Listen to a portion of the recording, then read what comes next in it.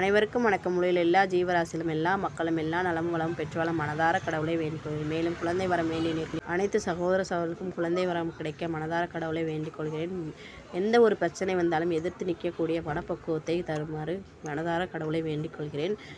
ஆடி அமாவாசை, இந்த ஆடி அமாவாசை ரொம்ப சிறப்பு மிகுந்தது. இந்த நாளில் எது செய்யணும் எது செய்யக்கூடாது அப்படின்னு நம்ம முன்னோர்கள் ஒரு சில விஷயங்கள் சொல்லியிருக்காங்க. அது என்னன்றதை பார்க்கலாம் வாங்க. ஆடி அமாவாசை அன்னைக்கு காலையில் கோலம் போடக்கூடாது. ஆடி அமாவாசை அன்னைக்கு காலையில் வீட்டை சுத்தம் பண்ணுறதோ இல்லை பூஜை அறை சுத்தம் பண்ணுறதோ சமையல் கட்டை சுத்தம் பண்ணுறதோ கூடாதுன்னு சொல்லுவாங்க. காலையில் ரொம்ப நேரம் தூங்கக்கூடாது. முடிஞ்ச வரைக்கும் 5 மணிலேருந்து 6 மணிக்குள்ளே எல்லோரும் வீட்டில் இருக்க எல்லோரும் எழுந்து குளிச்சிடணும். ஒரு நீர்நிலைகளில் போய் தர்ப்பணம் கொடுத்தாலும் வீட்டில் பூஜை அறையில் விளக்கேற்றுற மட்டும் இல்லாமல் முன்னோர்கள் படத்துக்கு முன்னாடி ஒரு அகல் விளக்கை ஏற்றி வச்சு வழிபடணும்னு சொல்லியிருக்காங்க. முன்னோர்களுக்கு படையல் போட்டவங்களுக்கு வீட்டில் அவங்களுக்கு மட்டும்தான் சாப்பிடணும். வெளியாள் யாரும் சாப்பிடக்கூடாது. இது ஒரு ஐதீகமாக சொல்கிறாங்க. அதை அடுத்தவங்களுக்கும் கொடுக்கவும் கூடாது. வெளியாட்களை கூப்பிட்டு உணவளிக்கக்கூடாதுன்னு சொல்கிறாங்க. அப்படி கொடுக்கறதுனால 12 மணிக்கு மேலே தான் கொடுக்கணுமாமா.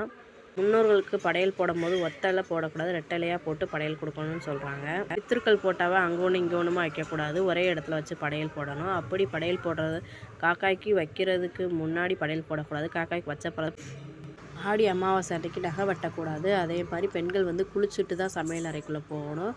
தலைவிரி கோலமாக இருக்கக்கூடாது. நெத்தியில் எல்லோரும் துளிர் குங்குமம் இல்லாமல் இருக்கக்கூடாது அப்படின்றது ஒரு ஐதீகமாக சொல்கிறாங்க.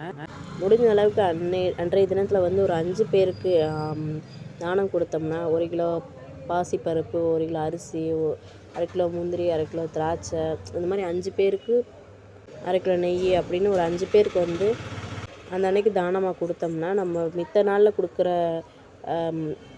தவசத்தில் ஏதாவது குறை இருந்தாலும் அந்த அன்னைக்கு ஆடி அமாவாசை அன்னைக்கு கொடுக்குறப்ப அந்த தானத்தை கொடுக்குறப்ப நம்மளுக்கு அது எந்த ஒரு இதுவும் இல்லாமல் நிறைவேறின மாதிரி இருக்குமா, எந்த ஒரு தடையும் இருக்காதாமா.